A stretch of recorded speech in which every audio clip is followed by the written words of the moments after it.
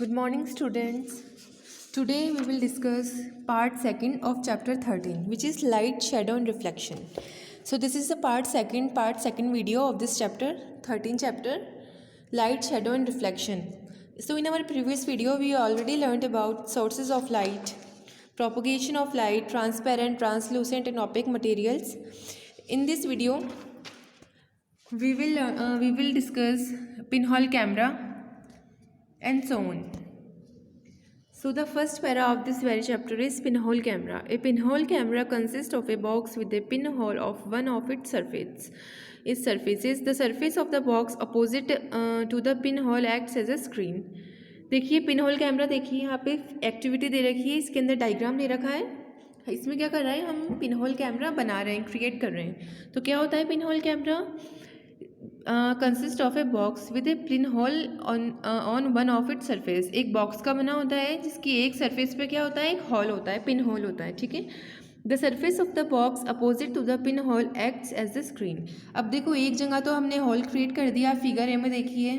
ठीक है. और दूसरी जगह क्या कर दिया, दूसरी जो उसकी अपोजिट पार्ट कहलाएगी वो कैसे बिहेव करेगी, कैसे एक्ट करेगी, स्क्रीन की तरह. ठीक है. Light enters through the pin whole and forms an inverted image on the screen. Inverted का मतलब होता है उल्टी. तो क्या होगा, इस बॉक्स के अंदर पिन होल की तरफ से लाइट एंटर करेगी. अब लाइट कैसे करेगी, हम कोई सा भी सोर्स ले लेंगे, है ना. अपन ऐसा करेंगे, कैंडल लिए इसमें एक्टिविटी में, तो एक कैंडल ले लेंगे.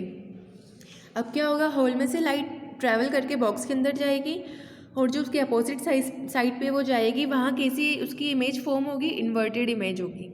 An interesting fact to note in a pinhole camera is that the image formed is real time. तो जो सबसे इंटरेस्टिंग फैक्ट है वो पिनहोल कैमरा का, कि जो इमेज फॉर्म करी है वो बिल्कुल रियल टाइम में बनी है. ठीक है. एकदम एक्यूरेट है, at the moment at the time बनी है. That is we can get moving images with a pinhole camera if the object is moving. अगर कोई ऑब्जेक्ट मूव कर रहा है तो उसकी भी इमेज क्या आएगी, मूविंग आएगी पिनहोल कैमरा के स्क्रीन में. पिनहोल कैमरा का वो पार्ट जो स्क्रीन की तरह बिहेव करेगा, एक्ट करेगा. अगर हम उस पिनहोल कैमरा में से किसी मूविंग ऑब्जेक्ट को देखेंगे तो हम क्या देखेंगे कि वो जो स्क्रीन वाला पार्ट है पिनहोल कैमरा का, उसमें भी ऑब्जेक्ट कैसा आ रहा है, मूव करता हुआ दिखाई दे रहा है. Did you know? The concept of the pinhole camera has been known for thousands of years. There is an ancient temple in Hampi, India called the Virupaksha temple where the pinhole effect can be seen in a small room with a small opening on one side. This is like an enormous pinhole camera made of stone. अब ये जो concept है pinhole camera का, ये आज का नहीं है, मॉडर्न नहीं है, ये थाउजेंड्स ऑफ ईयर बैक का है. एंशंट कंसेप्ट है. जो एंशंट लोग थे, पहले के लोग भी पिनहोल कैमरा जैसे क्या करते थे, चीज़ें डेवलप करते थे, बनाते थे. इसका एग्जांपल है एक एंशियंट टेम्पल है हम्पी के अंदर जिसका नाम है विरूपक्ष टेम्पल. अब इसके अंदर भी क्या है, इस टेम्पल के अंदर भी हम पिनहोल कैमरा में जैसा इफेक्ट प्रोड्यूस होता है इस टेम्पल के अंदर हमें देखने को मिल सकता है. ठीक है.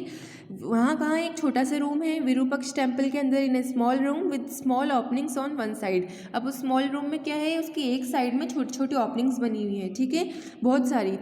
This is like an enormous pinhole camera made of stone. तो ये कैसा दिखता है कि बहुत सारे पिनहोल कैमरा जो कि पत्थर के बने हों. ठीक है. ये तो हमने बॉक्स का बनाया है, लेकिन क्या है, ये जो इसका कंसेप्ट है ये बहुत पुराना है, जिसका एक एग्जांपल हमें ancient temple in Hampi called the Virupaksha temple, यहाँ हमें देखने को मिल सकता है. ठीक है.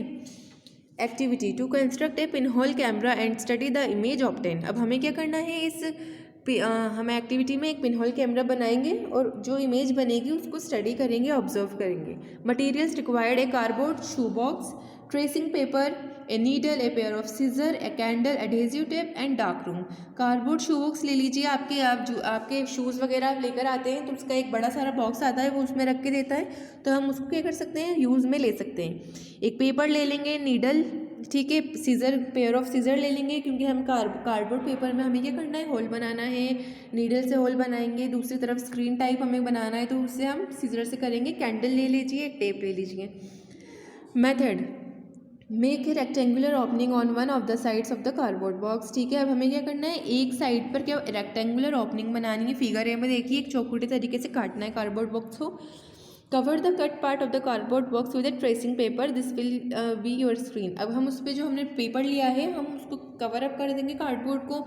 ठीक है. पेपर, ट्रेसिंग पेपर, जिससे लाइट क्या कर सके, उसके ऊपर शेडो बन सके, जो भी हम इमेज उसकी देखेंगे। This will be your screen, ये हमारी स्क्रीन बन जाएगी। On the opposite side of the screen make a small pin hole in the box with the help of needle. अब एक तरफ तो हमने देखो स्क्रीन क्रिएट कर दी, अब उसका अपोजिट जो पार्ट होगा वहाँ हमने जो नीडल ली थी उससे क्या करेंगे, एक होल बना देंगे छोटा सा। Fourth point method, light a candle and hold the cardboard box in front of it about 8 centimetre away. अब हमें क्या करना है, हमें एक कैंडल को लाइट अप करना है, जलाना है, और हमें क्या करना है, वो जो होल हमने क्रिएट करा था उसे तो कैंडल के पास रखना है, लेकिन 8 सेंटीमीटर की डिस्टेंस में, मतलब इतना दूर हो कि आपका आधा हाथ की डिस्टेंस ले लेना, 8 सेंटीमीटर की डिस्टेंस ले लेना। इतनी दूर क्या करना है, जो हमने कैंडल लाइट करके जलाई है उससे, और जो पिन हमने एक होल बनाया था नीडल से, उसको सामने उसके लाना है, ठीक है। The pin whole should be facing the candle. अब क्या मैंने बताया, उसके सामने लाना है, यानी कि पिन होल को क्या होना चाहिए, कैंडल को फेस करना चाहिए, कैंडल के सामने होना चाहिए। Observe the screen, what do you see. अब आप क्या करा, उस कार्डबोर्ड को अपने हाथों से पकड़ रखा है आपके आंखों के सामने, तो वो जो हमने एक रेक्टेंगुलर वो काटा था, जो स्क्रीन बनाई थी ट्रेसिंग पेपर लगा के, वो आपके आंखों के सामने है। फिर क्या होगा, पीछे की तरफ कैंडल है और कैंडल के सामने क्या हो रहा है, फिगर बी में देखिए वो जो होल हमने क्रिएट करा था वो आ रहा है। अब हमें स्क्रीन देखनी है कि हमें क्या नज़र आ रहा है। Blow at the flame very gently so that the flame moves but does not go of. Observe what happens on the screen. अब देखिए हमें क्या करना है, जो मोमबत्ती हमने जो कैंडल लाइट अप करी थी, जलाई थी, उसका जो फ्लेम क्रिएट हो रहा है, जो आग जल रही है, उसमें हल्की सी लौ जो लगती है, उसको हल्के से हवा देनी है या हल्के से उसको हिलाना है, फूकना है, जिससे क्या करे, उसका जो फ्लेम हो ना वो ऐसे कर्वीलिनियर मोशन करता है ना, ऐसे हो जाता है, मूव करता है, लेकिन ऐसे करना है कि वो बुझे ना, ठीक है। और फिर हमें क्या करना है, स्क्रीन में देखना है। Discussion and conclusion, you will see an inverted upside down image of the candle flame on the opposite sides the pin hole the side of the tracing paper. अब हम क्या देखेंगे, देखो छोटा सा होल करा था तो इमेज भी ज़्यादा बड़ी नहीं आएगी, तो हम स्क्रीन में देखेंगे जो फ्लेम की जो ऊपर देखिए, आप फिगर सी के अंदर देखिए, जो मोमबत्ती को ऊपर फ्लेम जल रहा है ना, उसकी लो जल रही है, उसकी हमें क्या उल्टी इमेज नज़र आएगी। आप ये देखिए, यहाँ तो सीधा है, और इधर देखिए फिगर सी में जो बॉक्स बना हुआ है, यहाँ उल्टी इमेज नज़र आ रही है ना, तो उल्टी इमेज बनेगी, इन्वर्टेड इमेज बनेगी, ठीक है। You will also notice that the image has colour, image का कलर भी हमें नजर आएगा। If we draw the rays of light from the candle flame through the pin hole to the screen tracing paper, we can see that a pin hole camera forms an inverted image because light travels in straight line, ठीक है ना। अब क्या होगा, light क्या करती है, straight line में ट्रेवल करती है। अब देखिए यहाँ पे हमने रेज क्रिएट करेंगे, रेज बनाएंगे, आर्टिफिशियली रेज, ऐसे ओरिजिनली तो हम बना नहीं सकते, तो हमने एक शीट पे क्या डायग्राम बनाया है, और उस जो ड्रॉ करेंगे हमने रेज ऑफ लाइट को। अब देखिए जो ये कैंडल का जो ऊपर मोस्ट पार्ट है, जिसकी लौ का सबसे ऊपर का, वो स्ट्रेट लाइन में ट्रैवल कर रही है, तो वो नीचे की तरफ आ गया, नीचे वाला पार्ट ऊपर आ गया। इस वजह से क्या नज़र आ रहा है, हमें जो रेज हमारी आंखों पे गई स्ट्रेसिंग पेपर को टकरा के, वो हमें एक इन्वर्टेड इमेज शो करवा रही है, ठीक है। शैडो, सो ईजी था पिन होल कैमरा बनाना। हम शू बॉक्स से भी घर में बना सकते हैं, और कुछ नहीं चाहिए, एक ट्रेसिंग पेपर चाहिए, एक शू बॉक्स और एक कैंडल, इससे हमारा पिन होल कैमरा बन जाएगा। Shadows, most objects form shadow, ज़्यादातर ऑब्जेक्ट क्या होते हैं, परछाई बनाते हैं। Look around you and see if you can spot a few shadow. What exactly is a shadow, does it have colour and shape, can we touch a shadow. अब देखिए हमें क्या करना है, हमारे आसपास के एनवायरनमेंट में देखना है और कुछ शेडो स्पॉट करनी है, नोटिस करनी है, यानी कि हमारे जितने भी आसपास में ऑब्जेक्ट्स हैं, फॉर एग्जांपल पेड़ हुआ, कार हुआ, घर हुआ, सब शेडो फॉर्म करते हैं। अब क्या कह रहा है कि शेडो का कलर भी होता है, शेप भी होता है, क्या हम शेडो को छू सकते हैं। अब हम ये सारी चीज़ें इस एक्टिविटी में देखेंगे। Activity, aim to study the properties of a shadow, हमें शेडो की प्रॉपर्टीज़ यानी कलर, शेप, साइज सब क्या करना है, स्टडी करना है। Materials required, a torch light, a piece of cardboard और a wall to act like a screen, the objects to form shadow such as ball, book, pencil and a mug with a handle.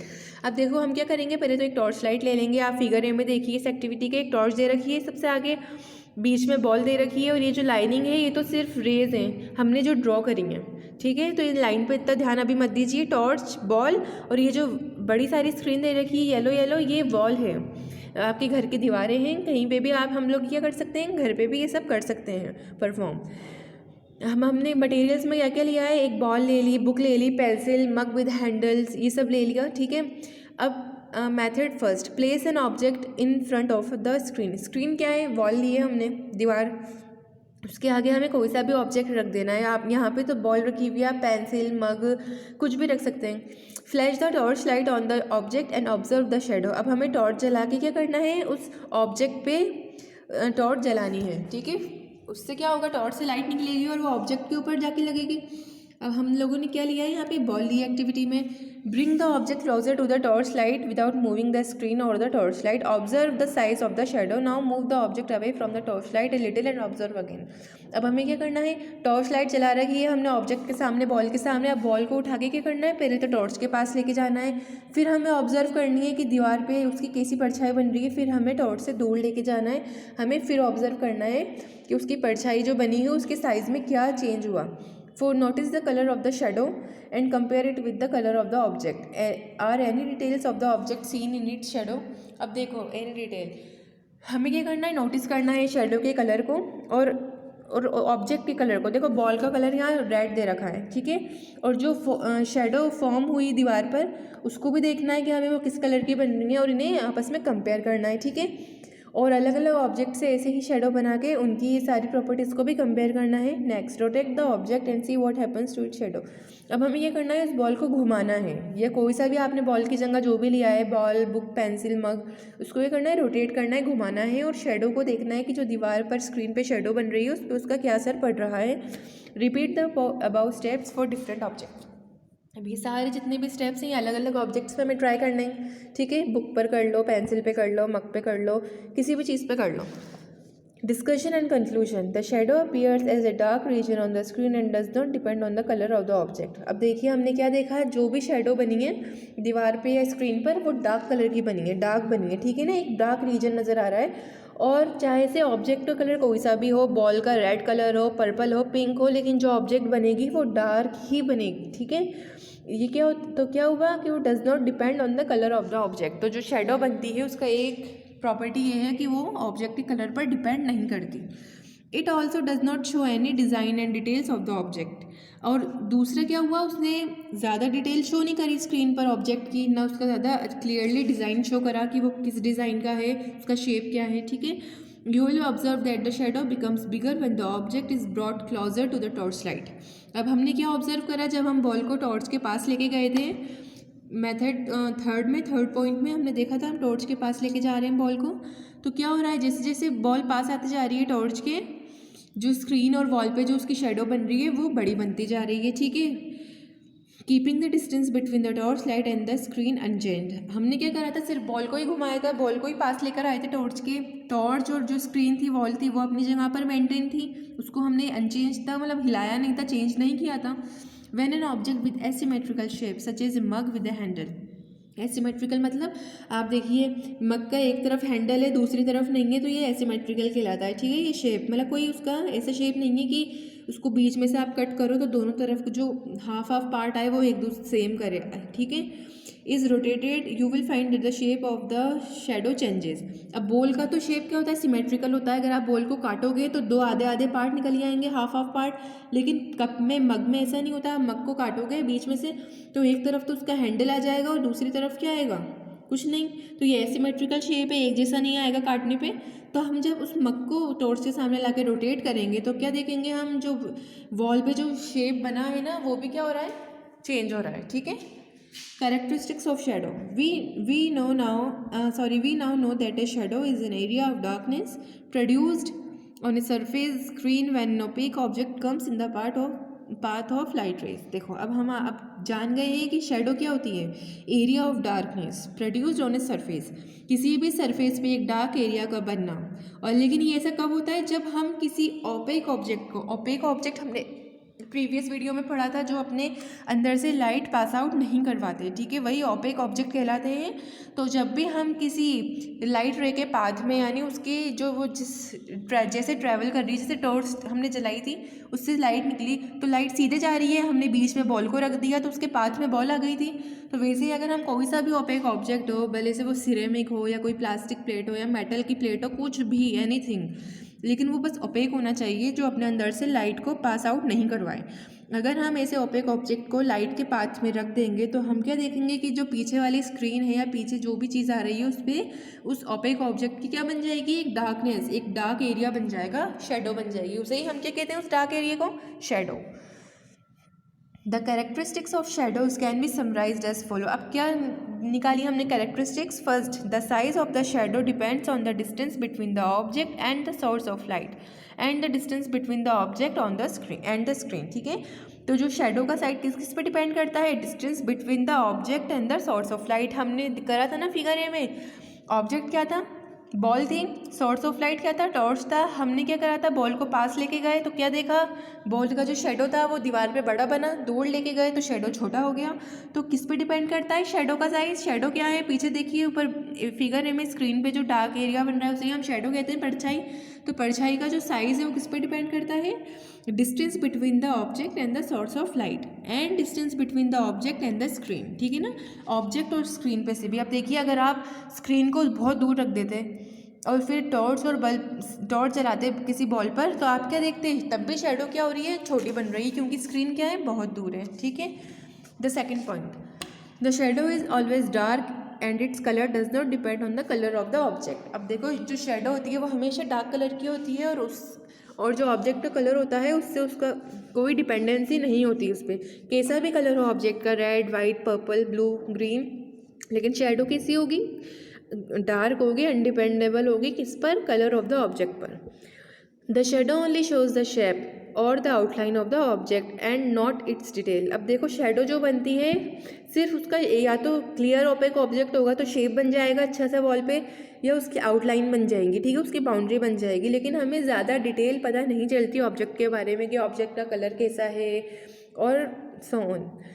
For example, the shadow of a book will have the outline shape of the book, but you will not be able to see the design on the cover of the book in the shadow. अब देखो, हम अगर ball की जगह book को लेंगे, जो हमने ऊपर एक्टिविटी करी है इसमें अगर हम बॉल की जगह कोई बुक ले लेंगे तो जो पीछे स्क्रीन पर जो शेडो बनेगी वो एक चौखटी सी बन जाएगी बुक की शेप की, लेकिन क्या होगा, उस शेडो में हमें क्या चीज़ें नज़र नहीं आएंगी, ना तो हमें उस बुक का डिज़ाइन समझ में आएगा, ना कलर समझ में आएगा, ये क्या क्या उसके कवर पे बना हुआ है वो भी हमें उस शेडो में नहीं दिखेगा। हमें सिर्फ क्या नज़र आ रही है, उसकी बाउंड्रीज, आउटलाइंस नज़र आ रही हैं और उसका शेप। ठीक है।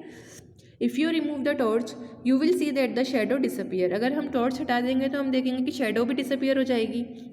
Can you think of what we require to produce a shadow? Can you get the shadow of a transparent object? अब देखो, हमने क्या कहा कि अगर हम टॉर्च लाइट हटा देंगे किसी भी ऑब्जेक्ट के सामने से तो क्या होगी, उस ऑब्जेक्ट की शेडो भी नहीं बनेगी। अब ये पूछ रहा है कि अब हमें क्या क्या रिक्वायर, इससे हमें क्या पता चला कि हमारी रिक्वायरमेंट क्या है एक शेडो बनाने के लिए। क्या हम एक ट्रांसपेरेंट ऑब्जेक्ट की भी शेडो बना सकते हैं? 3 things required for a shadow to be formed are as follows: source of light, an opaque object और एक स्क्रीन। अब इस एक्टिविटी से और इस क्वेश्चन से हमें पता चला कि हमें 3 चीज़ों की ज़रूरत है एक शेडो बनाने के लिए। एक तो लाइट का सोर्स होना चाहिए, एक ओपेक ऑब्जेक्ट होना चाहिए जो अपने अंदर से लाइट को पास आउट ना करवाए, जिसकी वजह से क्या बन जाए, शेडो बन जाए, और एक स्क्रीन। शेडो बनेगी भी तो किसी चीज़ पर, तो वही क्या कहलाएगी, स्क्रीन। शेडो के लिए स्क्रीन चाहिए। Reflecting surfaces, any surface that bounces of light falling on it called a reflecting surface. अब देखो, मैंने आपको एक मिरर का बताया था अपनी प्रीवियस वीडियो में कि मिरर के ऊपर आप लाइट डालोगे तो क्या होगा, रिफ्लेक्ट कर देता है मिरर। आप देखोगे, आप अपन चमकाते हैं ना आईना किसी के ऊपर, कोई मिरर से अपन लाइट को करते हैं, शाइन करते हैं, क्या होता है, आप सूरज के सामने मिरर को रखोगे तो आपको मिरर में भी सूरज नज़र आने लगेगा, बड़ा सारा, बहुत तेज़ लाइट, बिल्कुल वैसी की वैसी लाइट। तो मिरर क्या करता है, 95 से 100% तक लाइट क्या करता है, रिफ्लेक्ट कर देता है। क्लैरिटी पे डिपेंड करता है मिरर के मटेरियल पे। How the light is reflected from a surface depends on the nature of the reflecting surface. अब देखो, ये रिफ्लेक्टिंग सरफेस के नेचर पे मैंने अभी बताया ना, क्लैरिटी ऑफ मिरर जिस मटेरियल से बनेगा, एक एग्जांपल बता रही हूँ मिरर का, कि जिस भी सरफेस बनेगा, जिस भी मटेरियल से उसकी सरफेस, तो ये क्या करेगी, रिफ्लेक्शन को इफेक्ट करेगी, रिफ्लेक्शन ऑफ लाइट को। ठीक है।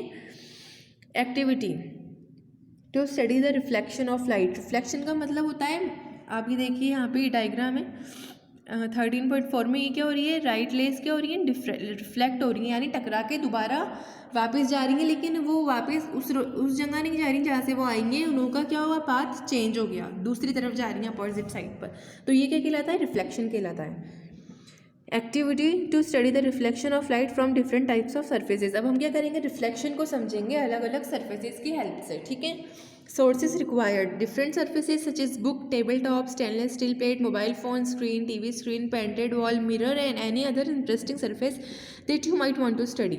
आप देखिए कुछ भी ले लीजिए रिसोर्सेज। हमने यहाँ पे क्या लिया इस एक्टिविटी में, एक तो बुक ले ली, टेबल का टॉप ले लिया, एक स्टेनलेस स्टील जिसकी स्टील की प्लेट्स में हम लोग खाना वगैरह खाते हैं, एक सेल फोन ले लिया, सेल फोन भी हमने स्क्रीन, टीवी की स्क्रीन देख ले ली, पेंटेड वॉल यानी जो कलर हुई हुई वॉल है हमारे घरों पर, एक वो हम लोग देखेंगे उसकी स्क्रीन, उसकी भी हम लोग स्टडी करेंगे सरफेस को, एक मिरर ले लेंगे, ठीक है।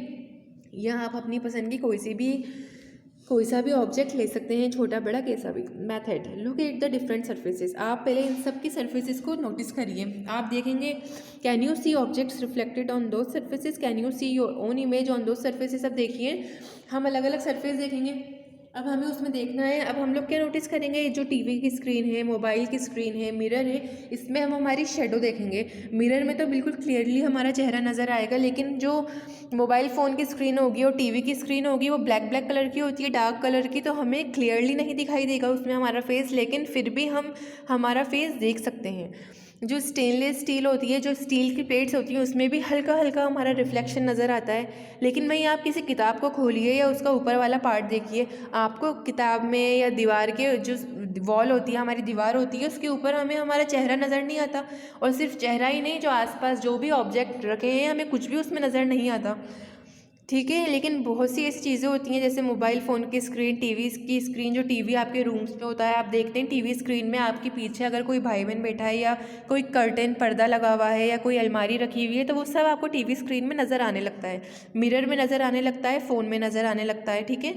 लेकिन ये सारी चीज़ें हमें बुक में नज़र नहीं आती हैं, टेबल टॉप पे नज़र नहीं आती, ठीक है।